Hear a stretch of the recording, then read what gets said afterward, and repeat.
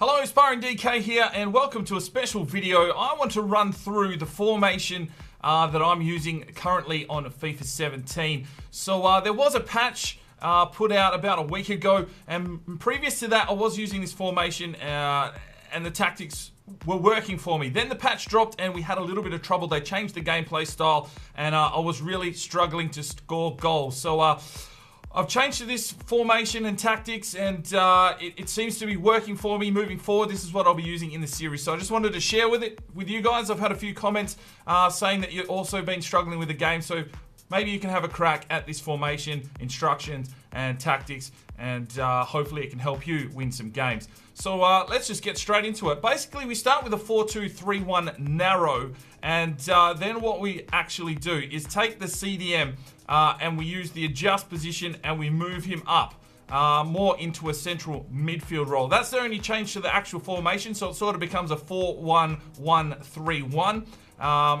That's it. So try that narrow, move him up, and then get ready to move into the instructions. All right, let's go through the instructions now. The striker up front here, you generally want a big, pacey, strong lad, but you've got a couple of options. If you've got the pace, then this is the instructions that we're going to use for him.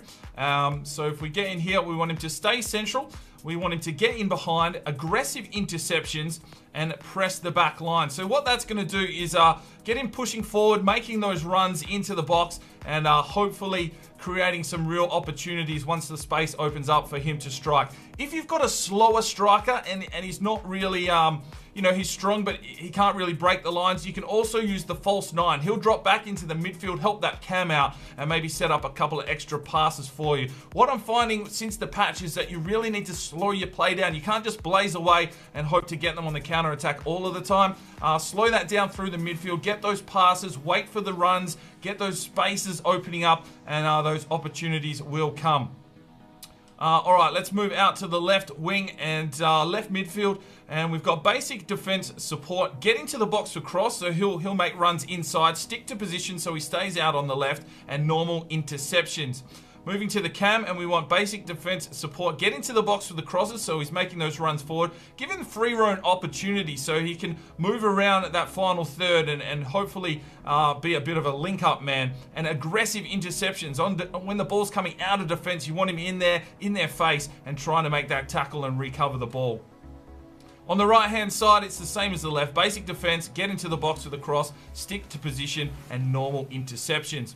Moving into the midfield, the center midfielder I want getting forward. He's going to help out with the runs, especially in a counter attack. But yeah, moving forward, stay on the edge of the box for the cross. You don't want him in there. You don't want too many players inside that box, and he can sort of help out. If you bob a cross in and it gets headed out, he can be the man there to try and catch it and start attack again. And I've also got aggressive interceptions on him, so he's going to get forward and really start attacking and get that pressure on at the halfway mark. But he needs to stick to his position.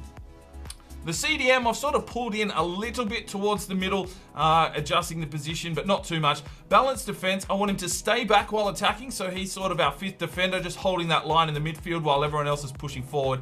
Normal interceptions.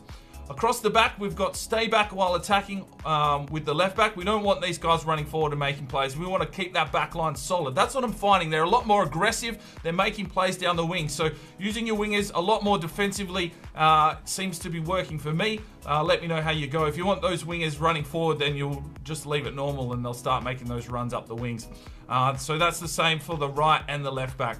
Then the centre backs, I've got the left one staying back while attacking with normal interceptions, and the right one conservative interceptions. I really want him only going out and making that challenge if he's 100% sure that he is going to get the ball. So that's the instructions here for this formation. Let's get into the custom tactics. All right, so custom tactics in the bottom right. If you haven't used this before, you press square, and this is what I'm using.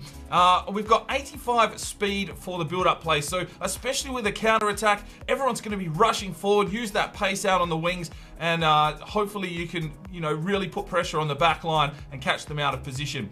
For passing, we're on 66, which is mixed. It's only just above, just under the risky long passes, so 66. That will sort of give you a good mixture of the players running into, down the wing long and pulling up short in the midfield to allow you to get some good ticky-tack play going and keep them organised. You want them sort of moving together through that midfield area.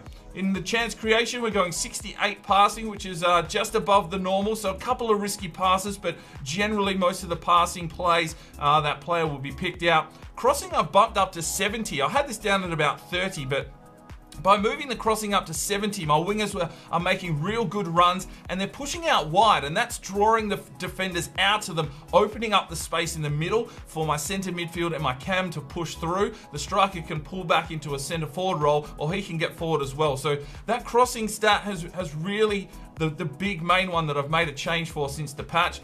Shooting, it doesn't really matter. That's more on where the other players are getting into position. So I'm just sticking that on normal. And the positioning is free form, so they can move left, move right, and try and find those spaces. Defensive-wise, I've got pressure on 40, so we're not sitting back too much, but, you know, drawing them into our third, which allows the defenders to come up the pitch a little bit, which can open up the space behind them, allowing you for some good lob crosses over the back and get those wingers into play. Aggression's at 50, so you know, they get in there, but they're not too aggressive. And the team width with this narrow formation, I've stuck at 40. You don't want them moving out too wide, or they will leave a big hole, and you'll get done. If that centre midfield's up the field and the opposition decides to counter attack, if you're too wide, your defenders are not going to be able to close that space and cover. Never go for the offside trap. It's just stupid. You're not going to be able to cover it with the way that world-class and legendary play. So stick that on cover. So that is the full custom tactics the full custom tactics that I've been using. You'll notice them in the next few episodes, and it's really helped me out a little bit. So if you've been struggling to score, maybe try this out.